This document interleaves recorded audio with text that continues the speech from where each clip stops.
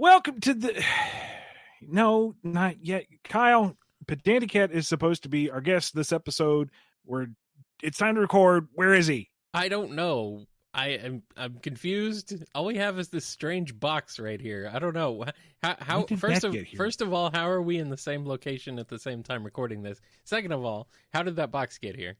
Well, we're clearly in the BumbleKast studios. Okay. I don't know what the box is. Just open it up. Let's see if there's anything there. Okay, I don't hear any ticking in it, so that's a good sign. I'll just open it up. Meow? Yeah!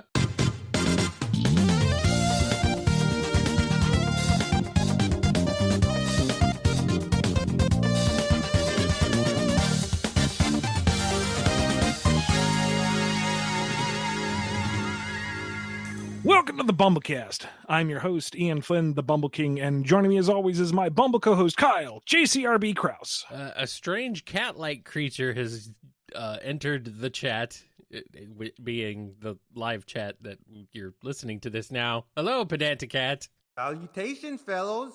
You made it. He's defied Schrodinger's box and returned with another guest episode.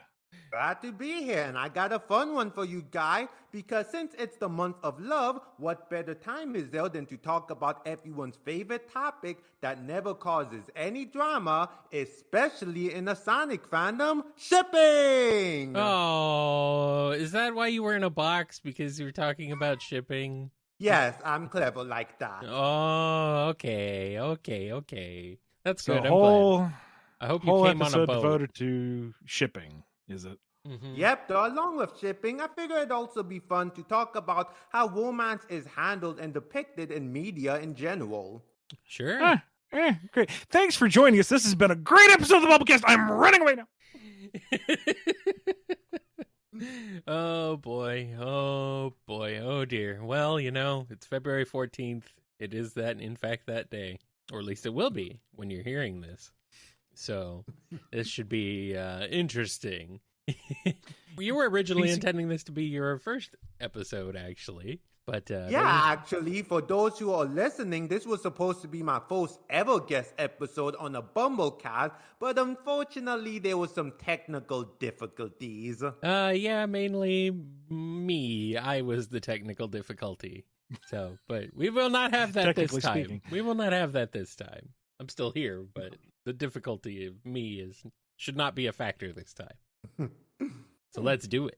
Okay, and if you want to hear me ramble about ships along with reviewing animated shows and movies, you can find me here on YouTube as PedantiCat. You can also find me as PedantiCat on Tumblr, Twitter, and Instagram. Awesome. All right. So direct everything, everything you have to PedantiCat, not to us. We're just here. It's all PedantiCat. All right, let's set sail. Okay. Okay, but before diving into Sonic shipping questions, here are a few general shipping questions I have prepared. So, what was your guys' first ever ship? For me, it was Pokey shipping, Ash and Misty. I can see that.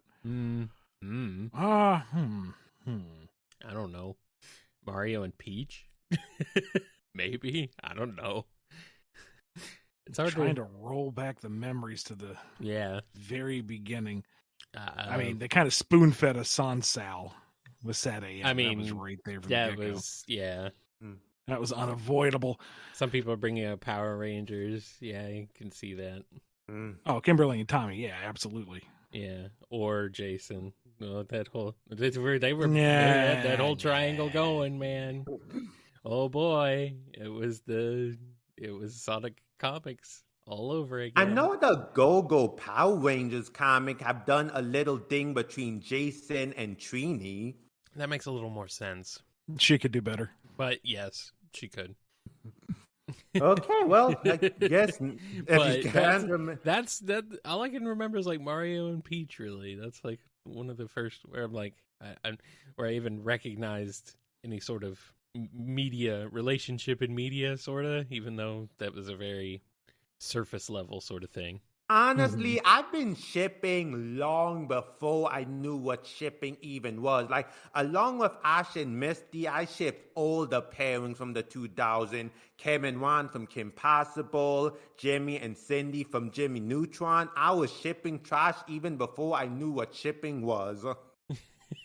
Well, we ship trash all the time, so. Okay, so next up, what does it take for you two to ship characters? Does it take a significant number of interactions or simply two characters standing next to each other? I need some meat on the bone. I need there to be a fun interaction. There needs to be some chemistry between the characters. That's very important, I think. I mean, if it's just a surface level thing, I mean, sure, I guess that's kind of like candy coated consumption, but you know, any ships that I'm into that I would like champion myself, there needs to be something to it. First thing that springs to mind for me, Tales of Vesperia, Yuri and Judith, their first real interactions, like, yep, nope, signed, sealed, delivered. They're awesome. Make the rest of the game just about them. Give me the sequel with just them, and repeat having their awesome, sexy adventures. I'm on board. Sounds good to me. The funny thing, Ian, like you actually got me to ship some things in your one from Arching like less than one issue. Like you had me shipping Relic and Knuckles just after a few pages of interaction. And after the first issue of Sonic Universe, I was really into Shadow and Blaze for a while. Shadow and Blaze. Shadow and Blaze is a little weird, but I definitely get the Knuckles and Relic one. That one started strong. I liked it. I get it. Wasn't one I was going for. Was specifically trying not to do that, but as we have established for a long time now, I have no control over the fleet. Well, to be fair, you did make it hard since Blaze and Shadow was on a literal ship. I mean, that's taking it a little too far. I know, just really like their dynamic with each other. Yeah. I mean, that's really what it comes down to is the dynamic between the two characters. So, at least for me, more than anything. But just it doesn't even have to be like romantic. Sometimes it's just fun. True. Okay. Why do you think a 5 to 10 minute short can perfectly sell you on a romance, but a 2-hour long movie or 3 seasons of a show fail to do so? Chemistry. Yeah, it's how well it's constructed. You can tell a story that's incredibly engaging and moving in 5 minutes, and you can also have one that completely fades in the background in 5 minutes. You can have something that is truly gripping in your 2-hour narrative, or it could be just a slog and you're trying to push this idea and nobody's buying it. So it all comes down to, how the characters are written, how the relationship is built. If we're doing anything with, other parties involved, it's how they're drawn, it's how they're animated, it's how they're voice acted, it's how they're stage acted. If there is no sense of legitimacy to this ship, it's not gonna sail. Yeah, exactly. It's just check out, like, just for instance, like, look at like Paperman or like the opening of Up. Like, just in a span of few minutes, they really sell you on the dynamic of both couples. But then you got Avatar: The Last Airbender, which after 3 seasons, I just could not care about Katara and Aang as a couple. And at the time, I stepped away from the whole Zutara thing because I thought it was just noise. It's like, this is the way that the showrunners are producing the show. Just because your headcanon doesn't fit does not mean that it's wrong or bad. And then stepping back after all the fandom brouhaha and looking at how things were constructed against, like, oh, no, yeah, I see what you're going for. Yeah, they were a bit onto something with that one. Yeah, like I rewatched the show like last year because I was doing some shipping videos, made a whole shipping analysis about Katang on my YouTube channel. And like when I rewatched it, I realized that the romance was incredibly one-sided because throughout the entire show, we have Aang crushing on Katara, but Katara doesn't seem to recuperate any romantic feelings for Aang at all. So when they kiss in the finale, I'm just like, how did we get here? Yeah.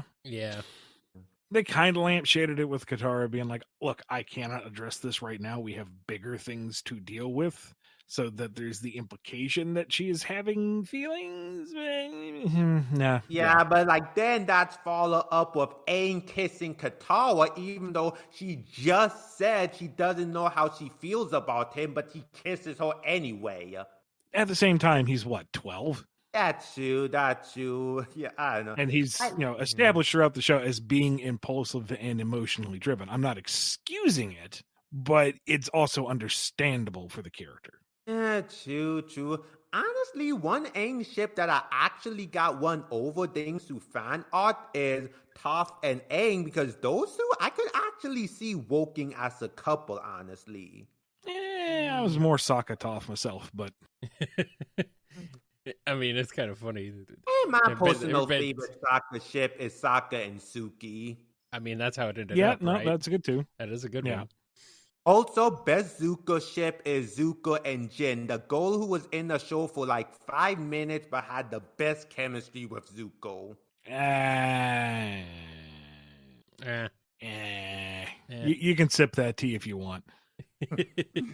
Okay, valid. That is all right. Okay, now, are there any romances that make you go, ugh, what on earth were they thinking?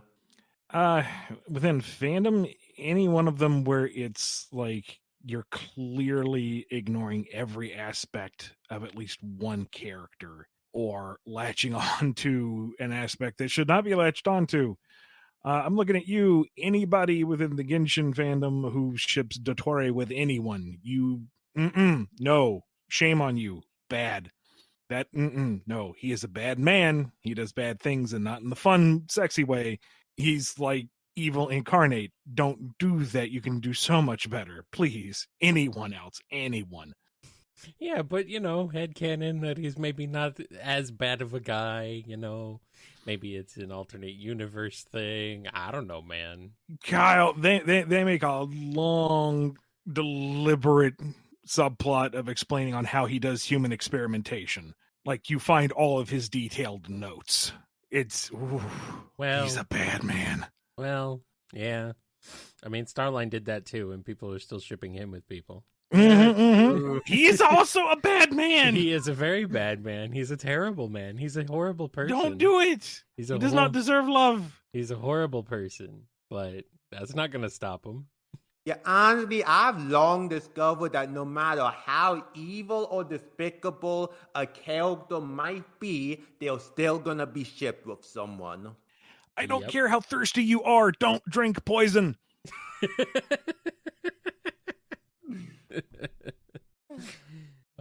I know one that always comes to mind, like I actively just try to erase it from my brain, is Bruce and Barbara from the DCAU. Just no. That's a terrible one. Yeah, who came up with that? That's frightening. Like whenever that's gonna go on. From my understanding, that was grandfathered in from like some comic material from back in the day, but that was in a completely different context. Yeah. The DCAU was not, beholden to the comic material. It set its own continuity and standards and just new.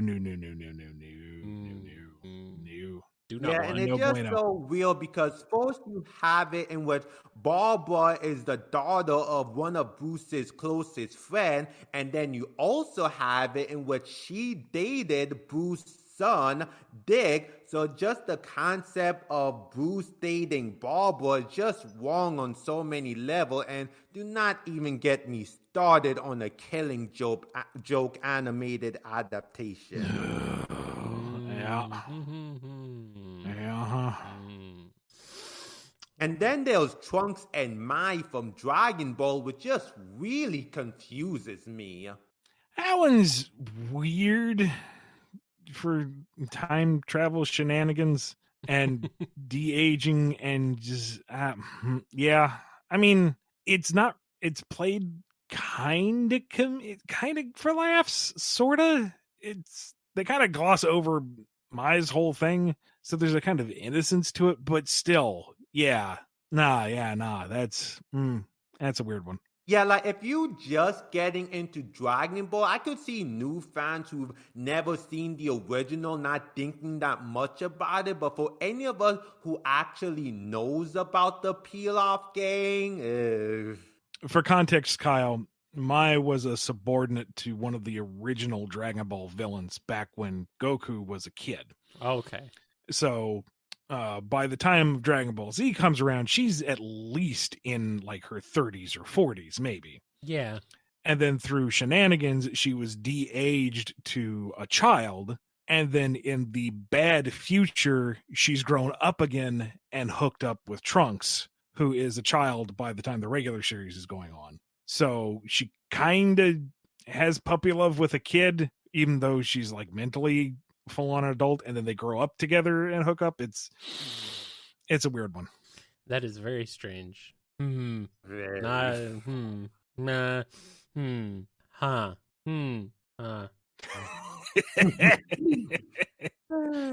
Yeah. On to something less strange. What are some of your favorite ship dynamics? For me, it's like playful and easily flustered, goofball X serious, snarky rivals. The opposites attract is always fun. I mean, that's like two people who I just like should that not mesh, and then they do. I always like that one. There's something about that one. I mean, that basically old ship dynamics in a nutshell. Goofball X serious, opposite. Playful and easily flustered, opposite.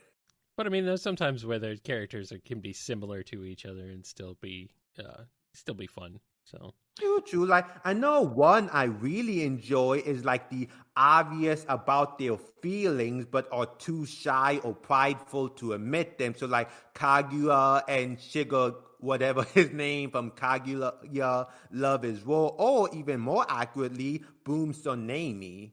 Yeah, that can be fun. It needs to be resolved because it gets real tiresome real fast. I'm looking at you, Asbel and Sherry out of Graces. Just commit, for pity's sake. Like by the end of the game, the entire party is tired of it. It's just kiss. Sonic and Amy was played for laughs in Boom. Yeah, and I know that that's different. I know that rubbed some people the wrong way, but I mean that's really kind of the best you can do sometimes, depending on licensing.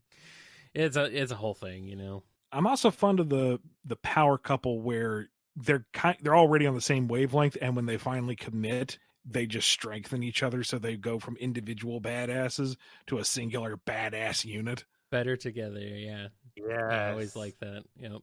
I'm also a sucker for a good villain x-hero romance, as long as the villain isn't a complete psychopath.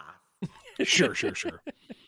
Yeah. Or it's like an alternate universe thing, you know. Once again, you know, don't count the canon. Don't look at the canon. Don't think about that too hard. Okay, what are your guys' favorite romance shows? So, for instance, one of mine is two characters kissing each other just to prevent being spotted by someone. That is kind of funny. I always like the moment where the two characters have been separated for a while through various trials and tribulations, and they don't necessarily know the other one is okay or if they'll ever actually see them again. And then that moment where they lock eyes and they're reunited, and you're just so happy for them, especially if they can actually enjoy that moment. That is good. That's a good one. Another good one that I'm always a sucker for is the shut up kiss. So like when one of them is rambling about their feelings for the other, like they're trying to confess, only for the other character to just go, oh, shut up and kiss me. That is funny. Okay, time to jump into Sonic theme question. So, oh boy, here we go, Ian. We're gonna break some hearts today.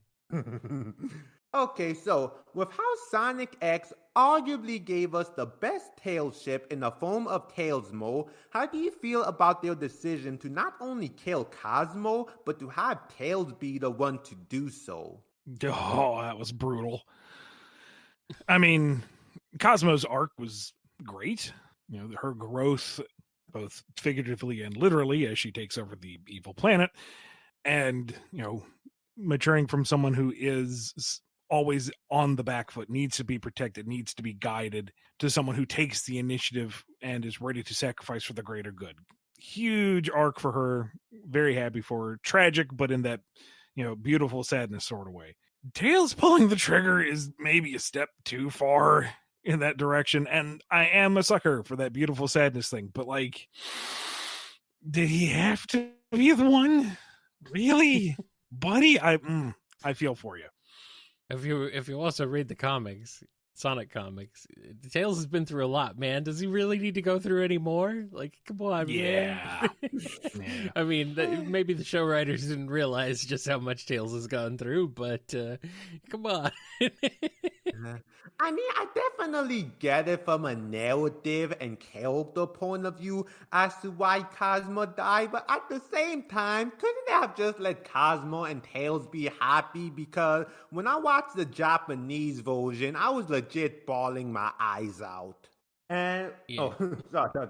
And hang on. So like also along with that, like honestly, Tails was the MVP of season 3. Like for all the faults of X and season 3 as a whole, Tails really stuck up that season. Like that was his big season. Yeah. My favorite moments is when Shadow is hunting down Cosmo and Tails tricks him into the cannon and just shoots him off into space. It's like, yeah, boy, get him. Yeah, like Tails and Cosmo relationship was just so wholesome because you had Tails always reassuring Cosmo and lifting her up with her doing the same. And there's so many great moments. Like you said, Tails protecting Cosmo from Shadow, Cosmo reassuring him when it seemed like they're in a no-win situation against the Metawreck. Oh, when Cosmo tried to leave due to being a Metawreck spy, Tails was still supportive of her and was prepared to go with her. Yep. Like, yep. I honestly think Cosmo is the best love interest Tails has ever gotten, which, granted, isn't saying a lot considering his competition, but still. Like the whole angst that came from Cosmo realizing that she's been a Metawreck spy was fantastic. Especially that one dark moment when Cosmo snaps at Cream and says it would have been better if Shadow killed her. Like, yeesh. Wow. Okay. I guess I really should fully sit down and watch Sonic X at some point. Yeah, watch it and sub. The dub really butchered it. Well, I can imagine. It was 4 kids, you know.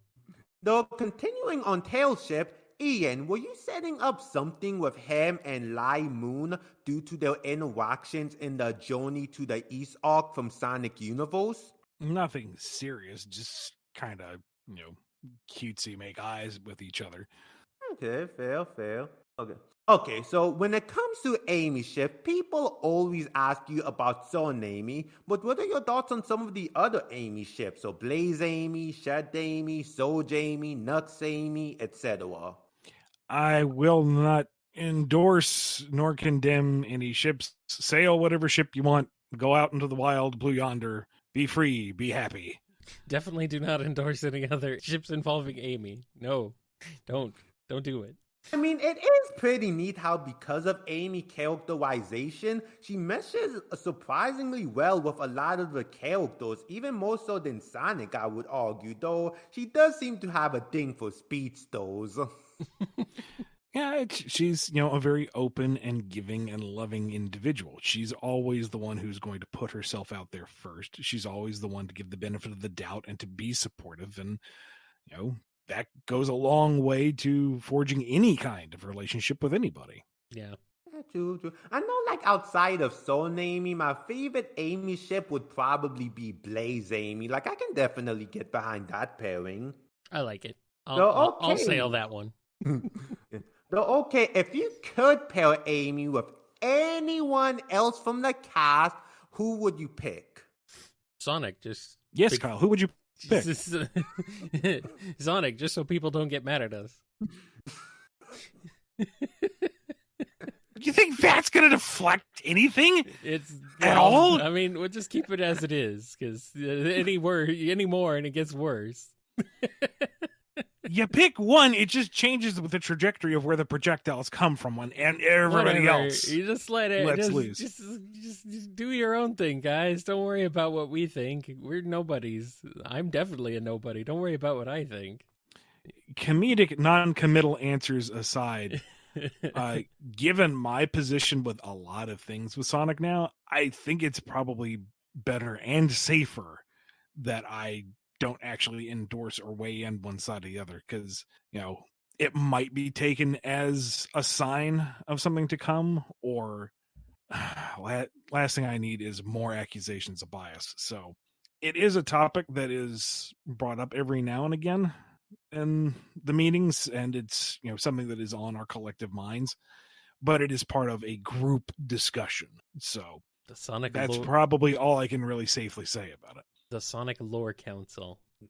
Fair enough, fair enough. Again, if I had to pick anyone, I'd pick Blaze. I mean, that's fine. I'm okay with that. I'll let you. You can have that one. You can take the Though heat. continuing with the Amy question, did it feel weird having to have Amy still pine over Sonic throwing a one on the Archie book, even though you were having Sonic and Sally slowly reconcile their relationship with each other? That was a tricky one to rationalize without completely throwing Amy under the bus. The solution we came up with at the time, that she wanted to protect Sonic's happiness first and foremost, and assuming that wherever he would go, his path would eventually lead back to her, was the best we could do at the time. It's not perfect, but it was functional, I guess. Yeah. Honestly, I really think at that point would have been if it was possible, it would have just been better for Amy to move on, because it is kind of painful seeing her still like crushing on Sonic, even though we were seeing Sonic and Sally get back together. Yeah, but that was not an option at the time. No, speaking of Sonic and Sally, one of my favorite issues from your one on Archie was in issue 222, in which you have Sonic and Sally go on a date with each other. How did you approach doing a long-awaited date between the two? It was all part of the greater plan to have them reconcile. Like, good God, the infamous slap that was such a big deal for so many people was a lingering sore spot for folks. And one of the things I wanted to do when I came on board was first rebuild the friendship, because it wasn't just a breakup romantically, it was a breakup on a friendship level. They split on a deeply personal, multi-layer level. So first things first is to get them over the hurt, get them back to being friends, and then rebuild the relationship from there to there. And then, if you're going to take the next step from friend to romantic relationship, you do that on a date. And the issue also served as a vehicle to hit upon a lot of the other subplots that we were building in the background for the greater narrative of the whole. It wasn't just Sonic and Sally on a date. We covered a lot of individual subplots in the background with the incidental chatter and so forth. Yeah, nice. Like, I find the fact that there was backlash over Sonic saying he'll slow down for Sally to be silly. Like, I saw that as a sweet moment, not him thinking Sally can't keep up with him. You're going to have folks make bad takes, whether it's poor reading comprehension or they just actively want to be mad over something. I don't think if you read that issue with any understanding of the context of the characters that you could come away with that feeling. I'm usually I try to be open-minded with, the feedback on stuff. How I see things are not how everyone else is going to see things. But to read that line in a demeaning way, in any way whatsoever, you either are failing to read what's actually in front of you, or you are actively trying to be mad. And in either case, I can't help you. Yeah. Okay, so continuing with Sonic and Sally, so I guess along with everything you just said, did you also wait as long as you did to really maximize the angst of Sally being roboticized? It's been a long time since I had to plot that out, so it's hard to say exactly how we were looking at the pacing of it. But yeah, we did overall want to rebuild the relationship in a way that felt really solid, and that they had crested the hill and they were finally at a point that was really a triumph of love, and then snatch that away, because people still remember that one. Okay, so now, Ian, one of the biggest things you did early on during your run on Archie was having Antron and Bunny get married. What led to this decision, and what do you enjoy about their dynamic? It seemed like the natural next step. They had their own falling out and coming back together and being stronger together. And it's like, just stop messing around with it. Just go with it. Seal the deal. Move forward. Define the next step for them as a couple. And then, now that they've established that benchmark, where do they go from there? Where do they grow? And they're just fun together. I don't know what it is, but they just work. Antoine being a little saccharinely sweet with his, chivalrous ways, and, Bunny gets it, that it's not an act, that it's him actually being uh, that kind of guy for all the right reasons, and appreciates that, while also acknowledging that it's a little goofy, but it's also charming in its own goofy kind of way. And Bunny is supportive and strong, and everything kind of Antoine wishes he was from the get-go, and appreciates her for all of her strengths. And so it's just this mutual respect and understanding of each other that's wholesome and nice and good. Yeah, it's a really, really good ship. Definitely deserves to be talked about more frankly. Though, like continuing with Bunny and Antron, you've stated in past BumbleKast that Buntron probably wouldn't be on the table if they were to debut in IDW. Why is that? It's an Archie concept. You can Uh, have other creators say, that is my idea, my interpretation of the characters, therefore it is mine. Dang, that's a bummer because I wanna see them, but if you couldn't see them be as a couple, I know I feel like it kind of. I mean, they're both great characters individually, but their relationship together is just really wholesome, and it'd be a shame if you couldn't see that anymore. Yeah, but that is way beyond my control. Fair. So, okay, this may fall into Lost Hedgehog plans, but did you have plans for a Razor and Cowell romance? Because it seemed like you were dropping some hints that Razor has a crush on her. Oh yeah, that was in the cards. That's more Aaliyah's wheelhouse, because the Meropis crew was kind of her brainchild. But I think it's pretty well. No, but you contributed the most. You were the driving force, I'd say. That's right. Stop being modest. But I think it's pretty safe to say that that's the direction we were all kind of going with it. Yeah, I definitely love their dynamic. Okay, next up. So, now does Rouge still have any interest in stealing the Master Emerald, or does she just use that as an excuse to see Knuckles? Because after the events of SA2, she seemingly hasn't tried stealing the Emerald again, like at least in a serious manner. Yeah, well, Rouge hasn't had a serious story role since like Heroes, and even then, she really hasn't had an opportunity to do too much. I guess there was Rivals too, but I imagine she still has an interest in it, and she still has an interest in him. So it's a little column A, a little column B. It makes sense. Like I know both in like the post reboot of Archie and even in IDW, like she had opportunities to like steal the Master Emerald, but chose not to. Like for instance, that Eclipse arc, like as much as she wanted the Master Emerald, she was actually against Team Gun taking the Emerald from Knuckles. Well, yeah, if they took it, she couldn't have it. That's true. I guess I also think she was standing up for Knuckles. Like, I really do like how Rouge have respect for Knuckles. I mean, you could certainly read it that way. Continuing on Knuckles and Rouge, so okay, you've written date for a lot of characters, but how would you write a date involving Knuckles and Rouge?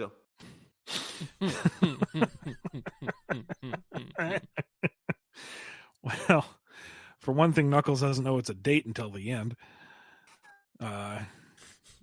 Rouge would have to initiate. She'd have to more or less lure him out, and is dropping coy hints the entire time that this is an outing for them, and he's just not getting it.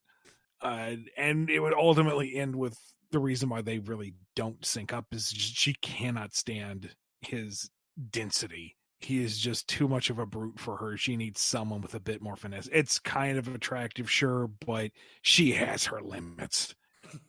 And Knuckles doesn't really know how to handle other people. It's not something he was raised to do. He has issues with everybody. So he's like, I don't know. Was this a date? Was it not? Did I mess something up? I'm clueless. He's the type of guy that you can't send signals to. You have to tell him directly.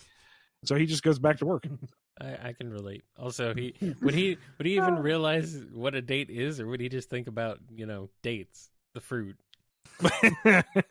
Possibly that. He's going to pull a Goku. You want a date? Sure, that sounds delicious. I don't think Knuckles is that dead, but he definitely wouldn't be picking up. Like, he tells all of this to Amy, and she's like, "You was on a date, dummy." I was? Yeah, there you go. Okay, Canon Knuckles, Game Knuckles, he'd probably get it. He's not that dumb, but Boom Knuckles would definitely be like, completely out of his wheelhouse. I can picture Rouge being frustrated by his denseness, but at the same time, she's that one meme from Poker Wilson, which, "You're stupid. I like that in a man." I mean, I could kind of see that. I could see her being like, you should just be like, kind of find it endearing, but also very, very frustrating. Like, the official line is that she appreciates his honesty and his straightforwardness, that he is just, this rugged, manly man who confronts things head on. There's no subterfuge. There's no secondary meaning to it. What you see is what you get. And she likes that. She appreciates that. But it's also that bluntness and that obtuseness that just drives her up the wall. He's so unrefined. The guy has no manners. He grew up in the wild, and she can only take him in small doses. Yeah. Honestly, those two kind of give me like the Scrooge and Goldie relationship. I can picture both of them in their elderly years, still yelling at each other, but still also holding a torch for the other. Rouge has just set up like a little dome house right next to the Master Emerald Shrine. Just comes out every other day to yell at him. "Get off my lawn! Make me! I can't move off the stairs!"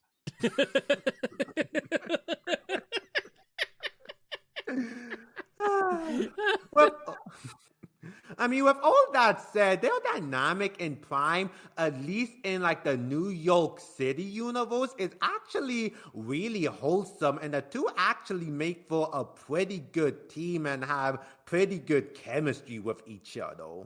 Like, I especially love that one scene in which when Knuckles suggests the idea of sneaking in, Rouge just calls it adorable, which flusters him. That sounds kind of cute. Okay, scenario time, Ian. Sage desires a mother, so in order to understand the concept of a family better, so she designs a dating profile for her father. How hilarious are the results? It's like every single red flag that you should never swipe on. And she just doesn't understand why there are no likes. There's no response. And she's honest. She's straightforward. She's not going to lie about it. Subterfuge is not going to last. Well, there's the problem. And these are all the redeeming traits her father has. He's commanding. He's authoritative. He's controlling. He's great at manipulation. He works long hours. He's very dedicated. What's not to love?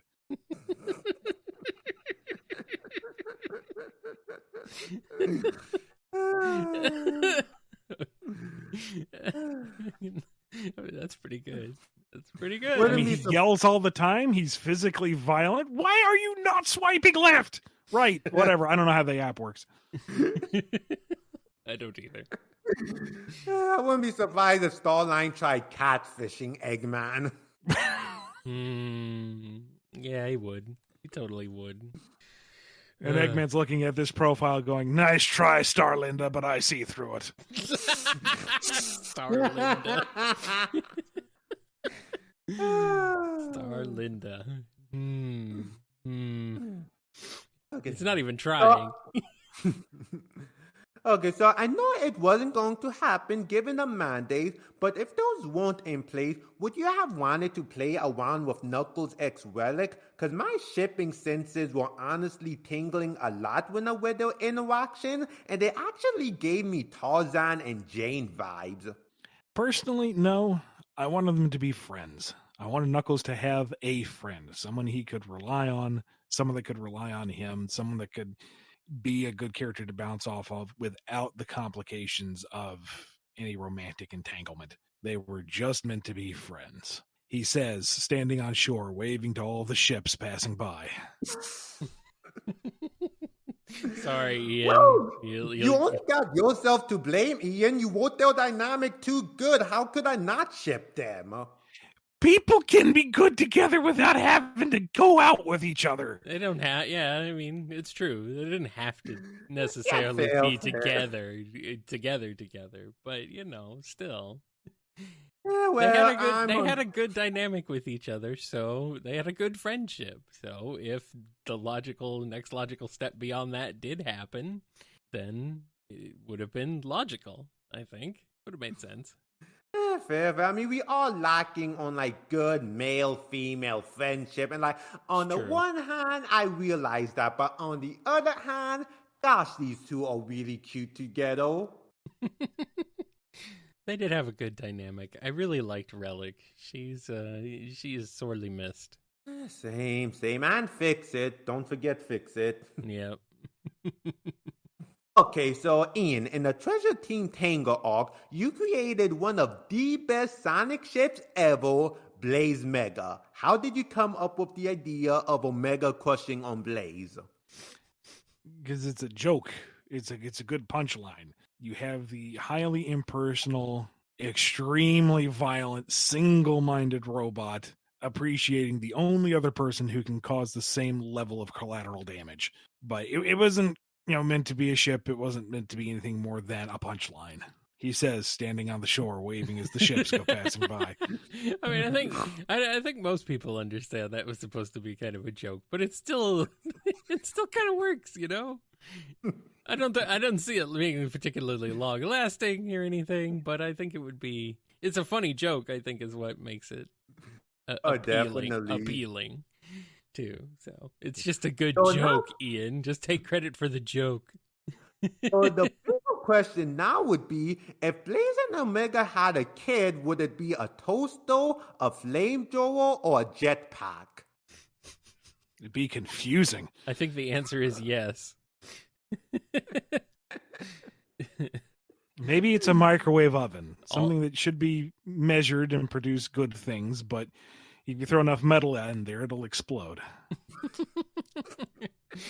The answer is all of the above. Okay, so we know Sonic is a bit of a float, but on a scale from 1 to 10, how would you rank the other Sonic characters' floating skills? Knuckles is like a scale of 1 to 10. Shadow's like a 1. Shadow's a -5. Okay, Knuckles is a 1 then. Kind of Shadow's show, but Trader takes over Shadow. Yeah, the takeovers aren't canon. that's something else. Knuckles, I'll give a 3 just because he managed to woo Rouge without even trying. It was by accident, but he's got the natural charisma. I mean, I guess that's true. It's a good Amy, I'm going to give an 8. She's come a long way. She's managed to refine her craft. She can keep up with Sonic now in the terms of back and forth playful banter. Rouge is a 10. She knows exactly what she can do to people. Big is a 10. Well, I mean, everyone loves Big by default. You can't really flirt when he already won your heart. Mm-hmm. He doesn't need to. Bulk also strikes me as a 10 as well. Like, he never talked, yet somehow he gets a 10, which is far more than Rough and Tumble get combined. There's just something about that presence, There's a presence. There's a certain charismatic presence that some people have, and I could see that for Bark. That's funny. Tangle strikes me as a 7. Like, she'd be good, but she'd get a bit too enthusiastic. She'd get in her own head. She'd fluster herself before anyone else could fluster her. Yeah. And yeah. along with that, I think Silver is a 7, but similar for the reason in Knuckle, in which he's honestly isn't even aware that he's floating. He's just being genuine. Yeah. He's just kind of a natural dork, you know? That's just how he is. What would Whisper be? 0. She has lots of trouble communicating her feelings in general. True. I can see Vector always trying to float with Vanilla, but he just always bungles it. We'll give him a 7 because he tries and he's earnest about it. And you know what he's trying to do, but there's only so many sweet nothings you can say with his voice without driving someone away. Let me take you to the Riviera. No, thank you. No, just no.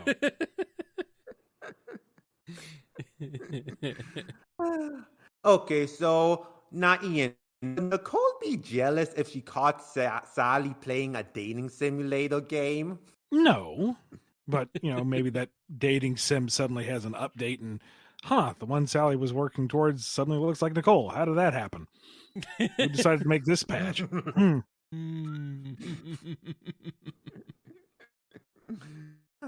Have you ever seen shipping fan art of 2 Sonic characters that have made you go, I never thought of that pairing, but I can see it working? That's kind of how Shard and Nicole took off. And there was some fan mail about it, but all the fan art of them was just completely wholesome. It's like, well, give the people what they want, I guess. I mean, wasn't Tangle and Whisper kind of that? Start off that way too? More or less. I mean, that one was a lot of people just assuming that was the direction they were going to go. And it's like, no, just because 2 female characters are introduced within proximity of each other does not mean they're going to hook up. But they do have a fun chemistry together. Let us build a friendship and a rapport between them. Okay, that dynamic really works. Okay, everyone still thinks that they're hooked up. Fine. All right. He says, standing on the shore, waving all the ships goodbye. Like that one, fine, I'll get behind it, but they needed to have a relationship first. It couldn't just be, here, we're throwing these 2 in a room together, they're shipped. It was, let's have there be a reason for it. Well, you did the build up. You made it even more. You sailed that one, man. You weren't waving. You weren't on the shore waving. You took over the captain's chair eventually. Look, when the rest of the crew says we want to go to that island, what am I supposed to do? Not sail over the island? I mean, yes, I built the ship. Yes, I set it off to sea, but I didn't necessarily head in that direction. I mean, it's kind of funny because I remember how after issue 8, I saw some buzz about Silver X Whisper, but then because of Tangle and Whisper, that pretty much kicked Whisper X Silver to the curb. There's still some holdouts for that, yeah, but the Tangle Whisper miniseries, I think, didn't put a nail in that coffin. It built the coffin, put it in the ground, and buried it with a steam shovel. Yeah. Sorry, Whisper Silver fans. They're still out there. I mean, nothing is officially set in stone. If in some crazy parallel future, the higher ups at Sega said, "Oh, look at these metrics. We want you to actually take this direction with Silver and Whisper." Well, guess what? Sorry, me hearties. We just got a parrot in. We're changing course. Avast ye. Okay. Batten down the hatches. This analogy be strained to the breaking point. Throw Tangle in the brig. Well, Tangle has 2 hands, or Whisper has 2 hands. Okay. You did it. The good thing about fan stuff is you can just do whatever you want. Yeah, it doesn't have to be validated. Just go nuts. Exactly. Yeah. I know one Sonic pairing that actually I could get behind it. I saw fan art of Jewel X Spark. Those are the 2 most random characters, but the more I thought about it, the more, I could actually see it. Jewel strikes me as someone who likes the silent type, especially when growing up with Tangle. Sorry, I missed the first half. Jewel and who? Jewel and Bark. Bark the polar bear. Yeah. Jewel and Bark. Yeah, I guess I could see that. I see that work. That's a crack ship that isn't too crazy. Yeah, and other ones I've also seen are like Wave X and Rouge, so Wave from the Babylon Vogue, like that I could actually see working. Yeah. That's an interesting one, I'll say. Rouge is too I classy. mean, Is she though? Yeah. Now Wave is Wave is married to her work. Wave is too much of a bitch. That nah. and then there are two others that come to mind. It's like Mighty X Honey and also Honey X Breezy, especially the latter. That's a fun dynamic. The latter is very good. I like Honey. The latter one is very much in the territory of the forbidden fruit because Honey knows that Breezy is bad people. No, she's not someone you should mess with. But I mean, she is a cat, curiosity.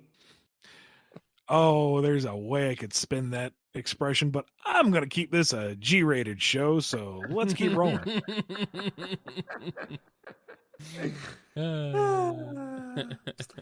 Okay, and do you guys have any niche Sonic ship? So Sonic ships that aren't super popular, but you enjoy.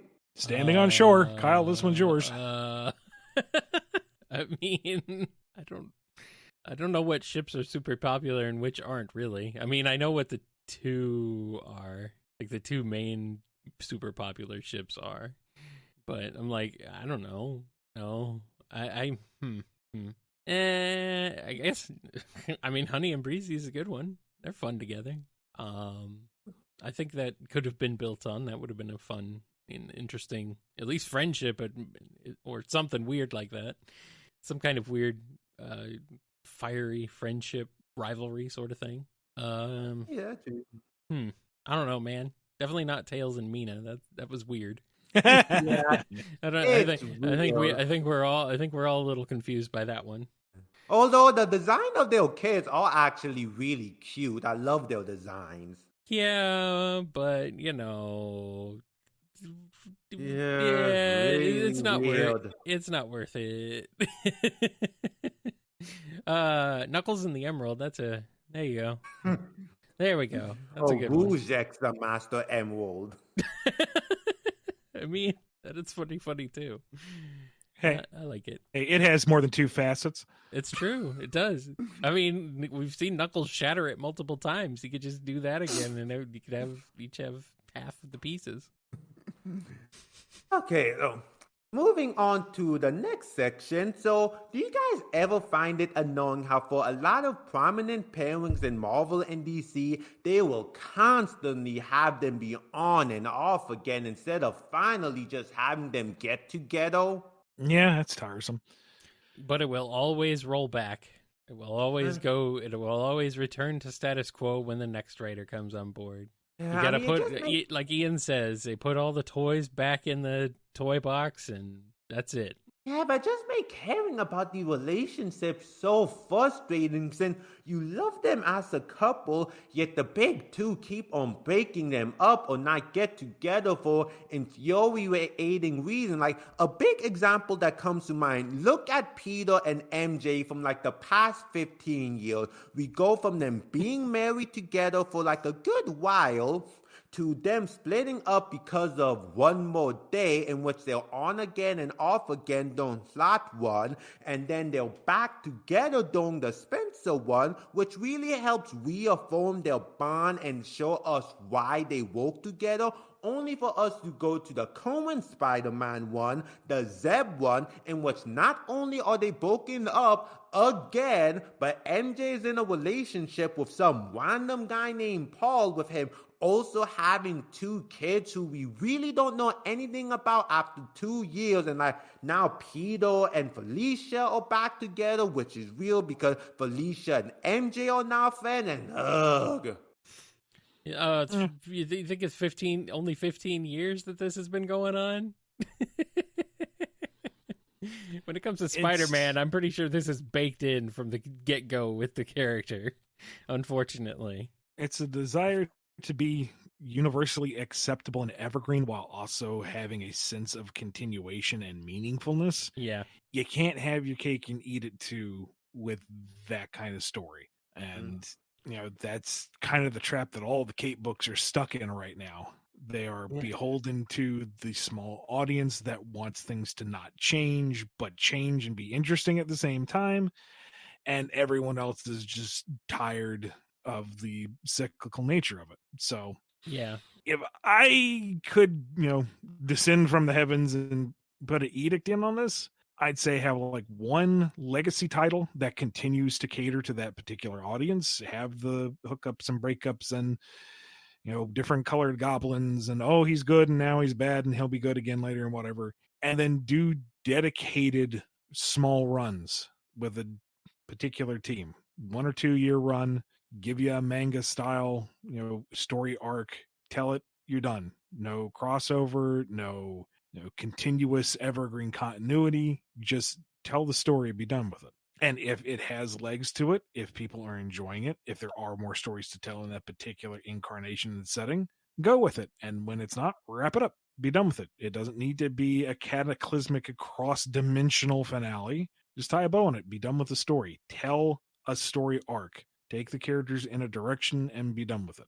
Like Peter, like they could theoretically retire Peter because they got Miles. Heck, we got like a dozen other Spider people, but like they want to keep Peter around, but they don't want to progress his character because like every time it does seem like they're progressing his character, they decide to revert back to the status quo. Like it's insane to compare like the Peter Parker from the comics to like the one from like Into the Spider-Verse. Like that's the Peter Parker all of us want to see. We want to see Peter and MJ get together. We want to see them have May Parker and see Spider go. Like just let Peter and MJ get together again. But then you have the chance that someone who only knows Spider-Man from like a movie comes in and is confused by this one comic. That could lose a sale.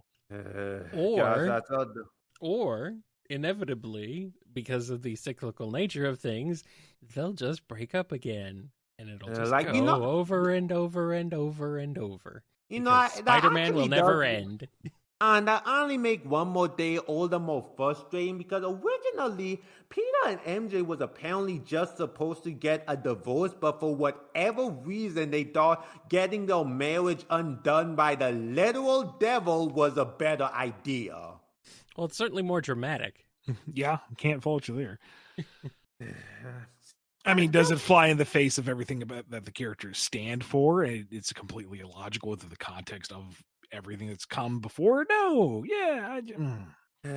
It's just weird that Marvel and DC have this weird aversion to letting characters get married or stay married, and they like the way they view marriage is so weird since they think it's gonna hold back the character, which is just like a really messed up way to view it. Like again, back to Peter Parker. Like I've been seeing this comparison on Twitter a lot. You got Cohen Peter Parker, and when he's back to the status quo again. But if you switch over to DC, Wally West, he got everything that Peter should be at this point. Wally is happily married to Linda Park. The two of them have 2 super speedy kids, and they currently are expecting their 3rd child. Like, why can't we have that with Peter?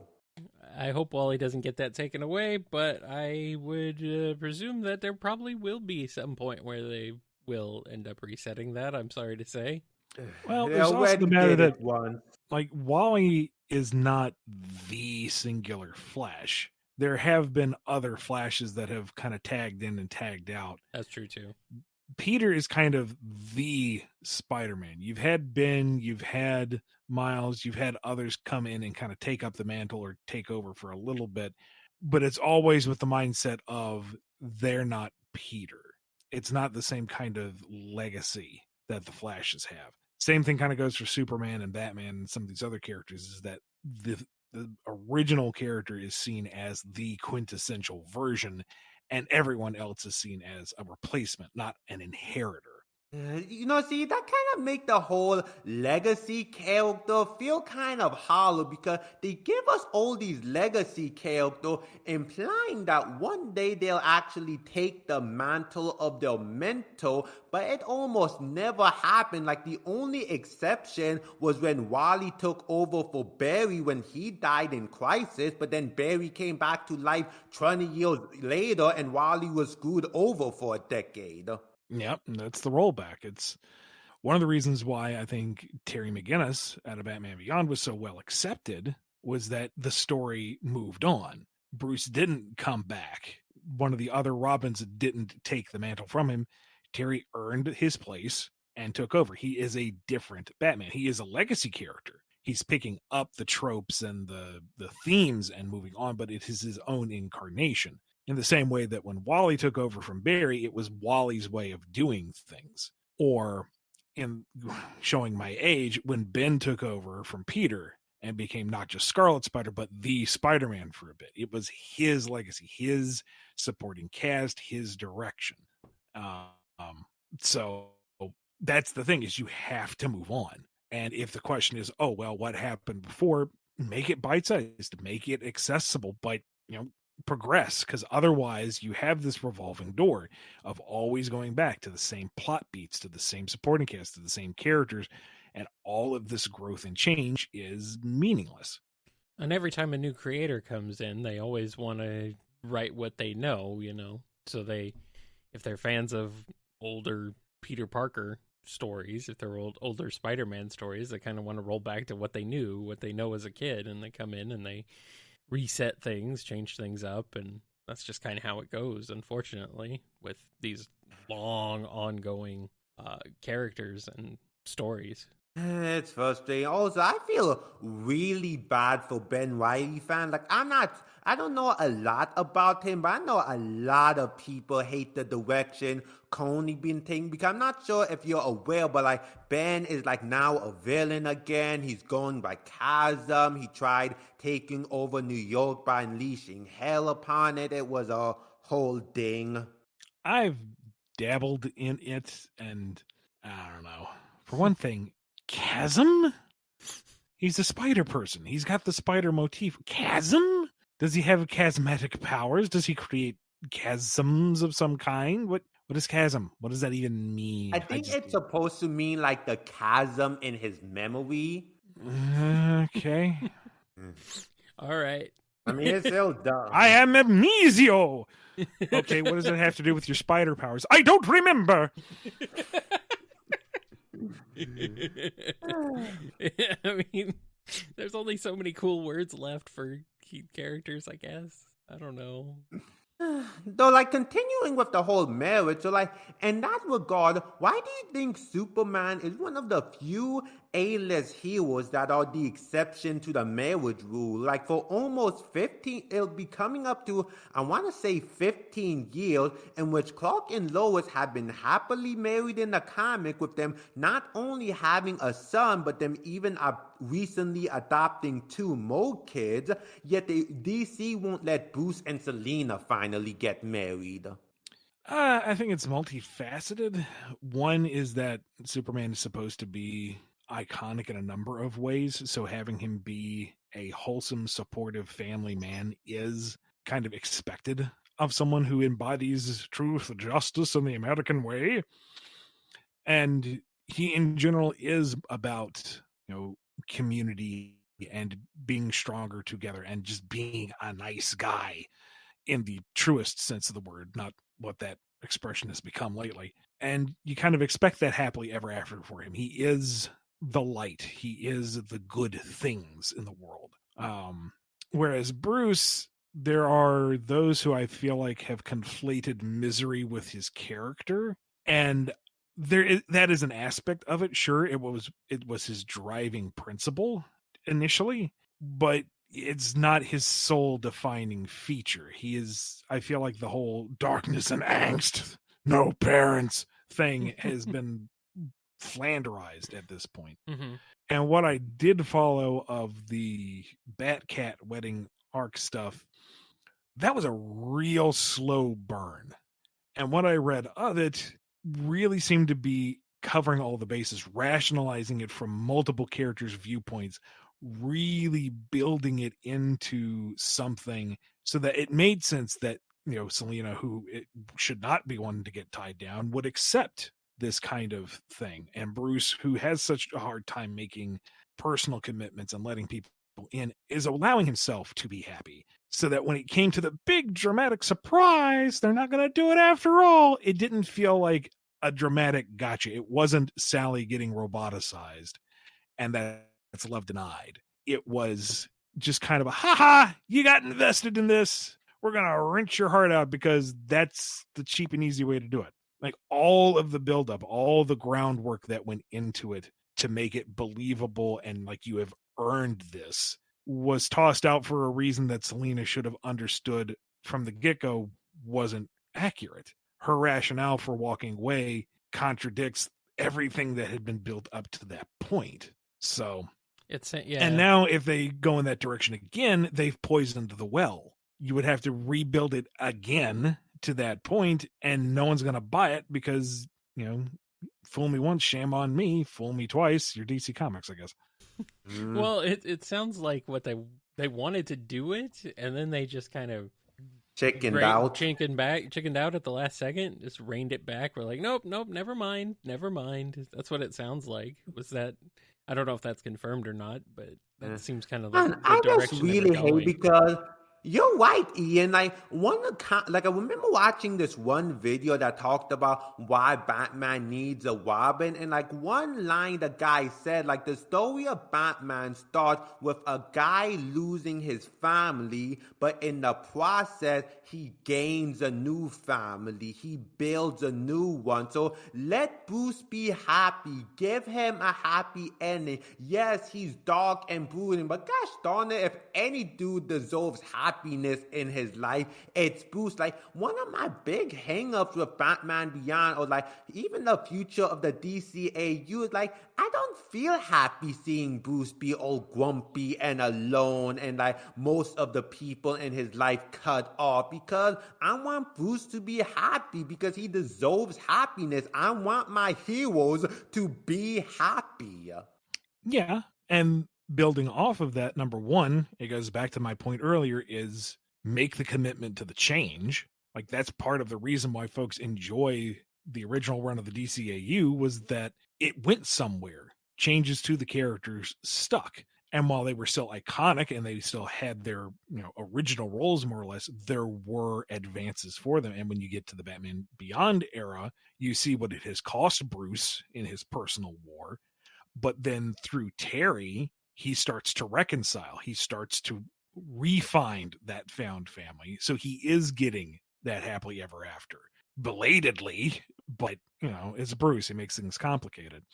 And, if you give him something to cherish, give him something that makes him happy and feel fulfilled, blah, blah, you've just raised the stakes. If it's just grim and grizzled fighting the same freaking clown every year, so what? Oh no, more babies and puppies in the orphanage are about to get blown up. Here we go again. But now if there's someone that he's fighting for, if there's someone that he has to come home to, if there's someone that he is thinking about, there is more to it. There is another avenue to explore. There's... And see, that's what made the Peter and MJ marriage so good, because like a while back, I actually bought like a whole Mary Jane trade that actually focused on her and Peter relationship through the years. And one thing that really hammers in is like Mary Jane is Peter's strength. Like, yes, he has all these powers and he has a high intelligence, but Mary Jane being in his life helps give him the strength to overcome impossible challenges over and over and over again. So to just break them up and act like their relationship doesn't matter, that it doesn't give Peter strength, it's a spit in the face to their relationship. Yeah. Okay, and man, I'm surprisingly making good time. Only got like 3 questions left. All right, let's get through them. Okay, so continuing with all the whole relationship thing, Now, one explanation I hear as to why most romances aren't done till the finale of a show or a story is that while the writer knows how to build up a romantic relationship, they don't know how to explore the two as a couple. Hence why a lot of them do the whole on again, off again trope. But why is that such a hard thing to do? Uh, it's part of the narrative structure. It's if you're thinking of getting together as the end goal, as the finale, then it would make enough sense that that's kind of the end of the hero's journey. If that's what your story is, if the end of it all is to find understanding and get together and just assume the happily ever after, there's nothing necessarily wrong with that. But if the continuation is okay, now what? And you don't want to commit to the bit, you don't say what happens next, then all you've done is create this relationship as a prize, and that is a disservice to the characters. Once the characters are together, that is the new foundation. That is where you build from there. And there can be on again, off again elements to it. Not every relationship is going to work the first time. It's not going to be perfect. There can be struggles and misunderstandings and blowups and whatnot, and that's fine. But that needs to be part of the story. That needs to be where these characters are going together. And maybe that journey is to understand, oh, well, we thought we worked, but we don't. And that's a perfectly valid finale. Or they go through their trials and tribulations and they learn new things about each other and about themselves. And they come to these new realizations and these new understandings. They make their concessions and they come back together. And that's a good journey too. But it has to actually have a purpose, it has to have a direction. If it's just to reset the status quo so you can hit the same plot beats again because they're familiar, then it's just tedious. I think it boils down to a lot of writers just being cowards. They don't want to go for it. I mean, I get it too. If so many people get invested in your thing, that your show or comic or whatever, and they have different ideas of who goes with who, and you write something committing to that, you might feel like you're alienating part of your fan base. But I mean, at the same time, it's like, just, let's see some decent, healthy relationships in media. We should really start to normalize that sort of thing, because it's just it's frustrating that it's not more common. Exactly. Some great examples that comes to mind, like you got Jake Amy from Brooklyn Nine-Nine, you got Kim and Juan from Kim Possible, or even better, you got Glumadi from The Owl House. Okay, in season 2, they was in one of the episodes of season 2, they actually subverted the whole invasion of privacy story beat, in which when Amity realized that something was bothering Luz, she could have found out by watching a recorded video she made, but instead she respected Luz's privacy and asked her directly. I've gotten so used to the exact opposite happening that this completely took me by surprise. Yeah, makes sense. It's just there's so few examples of good relationships that it can be done, but it just feels like that most writers don't want to try and do it. Most creators, they're just like, nah, we'll just go with what we know and what people know. And like you said, Ian, on again, off again relationship can work if they actually solve a purpose. But if they aren't gonna solve no actual purpose, then come up with something better. I don't know. One idea that comes to mind is maybe have one of them sacrifice their humanity by being turned into a killer robot to save the world from that fate that emotionally destroys their significant others and the audience. Just spitballing here. It's a little far-fetched, but it might work. Yeah. Maybe. I'm sure someone will do that at some point someday. So this one took me a long while to realize, but when it comes to romance in shonen, why do you think most of the time the romance tend to be written pretty badly and is normally only from the female character point of view? Rarely is it ever explored from both characters' point of view. There's a lot of avenues on that one. One of them is there's a certain degree of sexism when it comes to assuming and expecting emotional honesty from characters. I feel like part of that also might be cultural. You're expecting, there's that too, in a but sense, yeah. there's this kind of general sense that female characters can be more open with their relationships. They can be more honest. They can be more vulnerable, whereas guys cannot, which is a very bad mindset to have.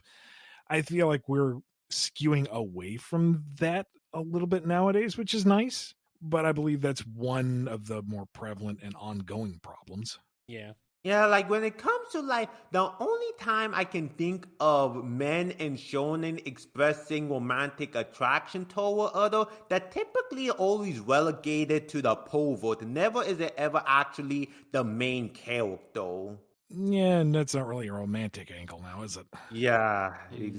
exactly. Like, I mean, and it's funny because there have been some few exceptions. Like, one example that comes to mind is Dragon Ball. Like, the way romance is handled in Dragon Ball is actually kind of funny because you actually got some surprisingly good couple. Like, we don't know exactly how Vegeta and Bulma got together, but because we enjoy their dynamic, we can actually get behind it. With Krillin and 18, those two have a fun dynamic, and the way the love story was written between Gohan and Videl was actually really sweet and touching. Unfortunately, they domesticated Videl and Super, but all the same, their relationship was great.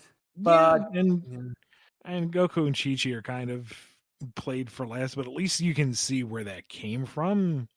Krillin and 18 and Goku and Vegeta and Chi. Bulma are just like, oh, they're a couple now. What? They work. Yeah, fine, but how? Wait, when did we get here? Back up. I mean, Krillin in 18 is kind of funny, but that may just be because I'm getting colored by DBZ Abridged, so. I mean, DBZ Bridge went a long way to apply a lot of plot spackle to that one. Yeah. But, after the fact, they were still, even within the canon, they're kind of fun. Yeah. It's kind of like, here's a couple now. And it's like, why? Okay, but why? Yes, it works. Yes, it's fun. I'm behind it. But why? Like out of all of them, Gohan and Videl was pretty much the only relationship I would say that was actually properly built up and explode. So again, like, see, why did they do Videl so doty? Like, where's her spunk? Where's her personality? What happened? I mean, at least she's like running a dojo in the last movie. Like she's still active, but like she learned how to control her ki enough to fly, make the next step. Become the next high tier human. Show Yamcha and Tien how it's done. Come on, Videl. Or like, heck, you actually got like, you missing out on a golden opportunity. Like you have Gohan who comes from a race of warriors who's not that interested in fighting, and then you got Videl who's really interested in fighting. Like, you're missing out on a really fun dynamic. We should be having Videl dragging Gohan out of the house, telling him, come on, hey, which would actually be a funny inverse of the Goku and Chi-Chi relationship. Yeah. At the very least, we have Pan learning how to destroy all sorts of things with Grandpa Piccolo. True. And as for Goku and Chi-Chi, honey, I just cannot get into that relationship at all, especially Chi-Chi characterization. Like, everything from Dragon Ball, the way Chi-Chi is written in Dragon Ball is fine, but the way she's written in Z, and especially in Super, I mean, I just can't like her. I don't understand why her and Goku are even together. Like, it's honestly insane how Vegeta, the former supervillain who had killed masses of people and planet who came to Earth in order to conquer it, ended up having a more wholesome relationship than Goku. Yeah. I mean, I'm sitting here thinking, well, there's this aspect and there's that aspect, and I could say this is like, yeah, but you got to bring a lot to the table yourself in these, and I don't think it all comes down to subtle storytelling. Yeah, I do think My Hero Academia is one of the better shonen that handles romance a little bit better, but even then, it's still like I did watch a recent video about Midoriya and Urawaka relationship that did kind of open my eyes. Like at the very least, I do appreciate the fact that with this pairing, Midoriya and Urawaka actually have a strong friendship with each other. They have a good bond. And like Midoriya being dense to Urawaka feeling has less of him being an idiot because like Midoriya is smart, not just in fighting, but in general. It's just that his focus is more on like being a hero. So it at least avoids some of the annoying tropes of shonen romance, but then it still has a problem of pushing Urawaka to the sidelines. Yeah, and a lot of her motivation kind of getting lost in, just her association with Midoriya. Yeah, which is like I mean, on one hand, her being inspired by Midoriya isn't exactly a problem. It's just that the show isn't doing more with it. Yeah. Okay, and my final question for this episode. While I'm guilty of it myself, why do you think it has become such a problem in recent years in which two characters can never just be friends? Like, people always need to ship them. There isn't anything wrong with shipping them, but it does seem like nowadays two characters can't have a strong, deep bond with each other without it being seen as romantic. I think the two major factors are one, a lot of folks have become armchair critics.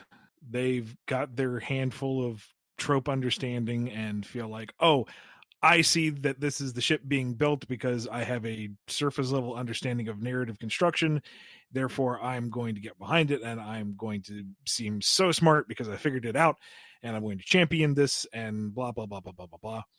And two, at least within our culture, everything is freaking sexualized to a ridiculous degree. You can't just be friends. Everything has to have some kind of sexual connotation to it. You can't just have a bromance. Oh, that's being gay coded, or you're teasing about being gay, or no, you actually are bi, or this and the other. It's like, just let people be people, Let a friendship be a friendship. If it's more than that, let it be that. And, if you don't know what's going on, at least in a real world context, it's none of your business. Back off. Yep. Let people be people. Yeah, it can be fun. Like I remember, like in the first version of this episode, you made a comparison between like two characters from Lord of the Rings that actually made you go, "Oh, they're just friends." To okay, no, there's something deeper going on between them. In Lord of the Rings, it was two characters. You said something along the line of they forge a bond stronger than steel. I don't know which two characters. I just remember you mentioning Lord of the Rings when I asked this question in the original version. as in, Was it like this? It's not a ship, but then I was convinced of the ship. I don't remember. Like Sam was it Sam and Frodo? I mean, there were definitely connotations. There was bait there. I can't deny that. But their kinship was something forged in fire. They went literally to hell and back. Literally, yeah. And there is a camaraderie there that kind of transcends any other friendship or relationship. You don't boil it down to, oh, they were gay for each other. I feel like that's a disservice to both their characters and to relationships in general. If that's what you ship, I'm not saying, oh no, they can't be gay. That's wrong. No, whatever. And let's be honest here. Third movie, when Sam's running up the stairs and Frodo's rolling over in nothing but a shirt and hog tie ropes, is like, yeah, all right. I see what you're doing with those visuals. They knew what they were doing. Good for them. I'm sure half the people in the audience was like, oh, he's going to start trimming the verge, if you know what I'm saying. Whoa, hey, whoa. But it's like, it doesn't have to be that. It's not like that. See, I feel like I'm walking into a trap here where I'm being bigoted in some way. I'm not saying that. If that was, the intention, if that was where the characters were going, if they had intended a romantic angle, I can definitely see where that arc would have been built. And if that's how they hooked up, cool. That's fine. I have nothing against that. It's more that it has to be one or the other. You're either just like casual friends, surface level, nothing deeper than that, or you're snogging. There can be deep kinship, loving relationships that aren't necessarily romantic. There's a range, and it's tiresome. It's like the tangle and whisper thing, where people are immediately latching onto it and they have to be married now and it has to be this. And it's like, can they not just exist? Can they be defined as something else? It's the Sonic and Sally thing, where, a lot of folks were up in arms that they weren't together at some point. It's like, okay. And most of them are mad because Sonic doesn't have the girl. What does Sally want? What is her aspirations? What is her character direction and dynamic? What are her wants and needs? It isn't just they're together now. They've reached the end goal. Therefore, we won. The end. The prize is had. It's so deconstructive. It's so shallow. I don't like it.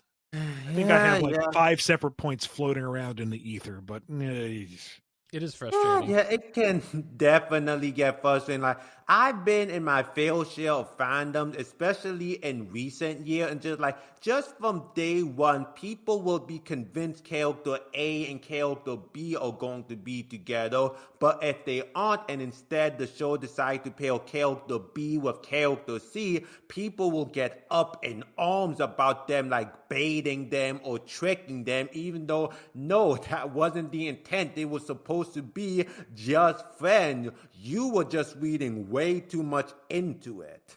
Yeah. There's a series that Aaliyah's really into called Yona of the Dawn, and it's published in one of those magazines where it's usually romance stories with the one girl and all the very pretty boys.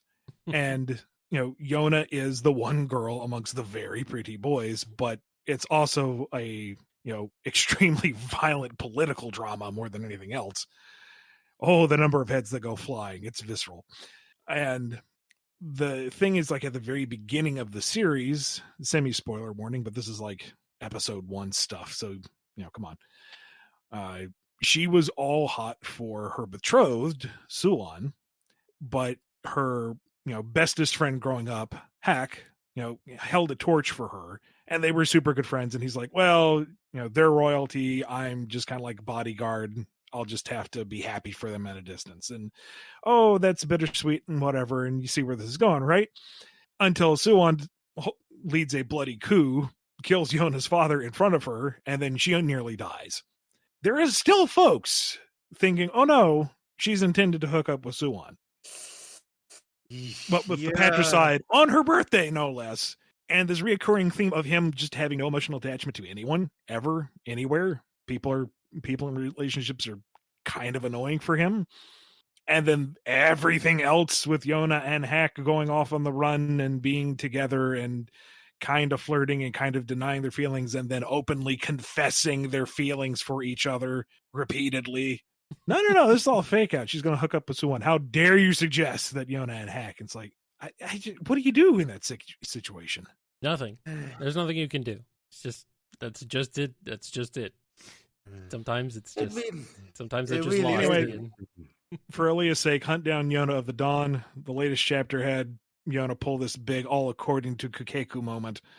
And I don't know, you go into this kind of thing thinking, oh, here's the lovely princess with her 4 or 5 very pretty boy friends around it, and there's like zero like relationship drama. There's no will she, won't she with any of them. It's a pretty straightforward line, and all the dudes have like crazy awesome dragon superpowers. And again, this is a really freaking violent, bloody storyline. Okay, definitely gotta check that out. And like one more thing to add all that, and another thing about, I do get the feeling that for some relationships, like I see in Stone Age, they do start off as platonic, but like I feel like sometimes the writers write their dynamic just so well that it really is hard to see it as just romantic. Like one example I can think of is like Jesse and Lake from Infinity Train. Great show, I recommend, in which like originally they just start off, well, at first they don't start off on on a best foot, but slowly but surely they become friends. And like, even though the creator stated that, oh, Jesse and Lake were supposed to just be friends, like the lengths they go to be with each other again later in the show, I mean, you could say it still leans on friendship, which is completely possible, but like, I know I just see it as romantic, especially given how a lot of their interactions with each other to me have romantic undertone. Though I guess it all just comes down to like how people interpret what is and isn't romantic. Yeah, and that's where I feel like there's a certain degree of danger in just assuming, oh, these two people mutually respect each other and value each other on a deep personal level. It has to be romantic. That's why I'm stressing this idea of there are multiple forms of love and companionship, because there are folks who, go by the most basic laundry list of this means a couple, and they set themselves up for these toxic and unsustainable relationships because they feel like they have to meet these certain criteria, whereas you can have a deep and passionate love for someone that just isn't amorous. You would move mountains for them because you love them as a person, not necessarily as a partner. And I feel like we need to see more of that as a concept. But then again, having fictional relationships that are built on mutual trust and respect is a somewhat more common thing nowadays than it was, I don't know, 20, 30 years ago. So maybe we're taking steps in the right direction, just too slow for my tastes. It's always a slow burn, slow burn. Well, that wraps up my guest episode. I've asked all my questions. Oh, good. Well, before we stuff you back in the box and ship you off to Abu Dhabi, tell folks where they can find you online again. Well, if you want to hear me ramble about chips along with reviewing animated shows and movies, you can find me here on YouTube as PedantiCat. You can also find me as PedantiCat on Tumblr, Twitter, and Instagram. All right. Awesome. All right. Thank you again for sponsoring this episode. Kyle, you got anything? Be good to yourselves and be good to each other. Maybe try that. Try it. That'd be nice. Yeah. That's all I got. And please add air holes to the box. I had to hold my breath for hours being shipped in that box. You made me talk shipping for 2 hours. No air holes for you. Extra duct tape. Out you. You've been listening to the BumbleKast, a co-production of Bumble King Comics and the KNGI Network. Original theme music composed by Ken Coda Snyder. Remixed intro by T-Lopes. Find out more information, along with podcast feeder links, MP3 downloads, and more at bumbleking.com and kngi.org.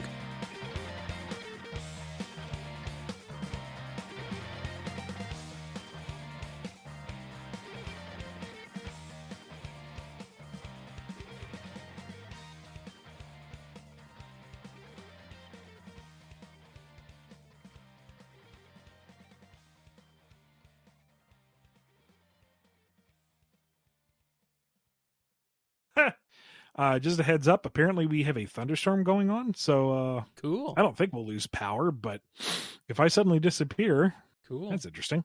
I thought that you were in Canada where it snows all the time and you live in an igloo. It has been autumn weather for the past 2 days. Global warming is a crazy thing. Weird.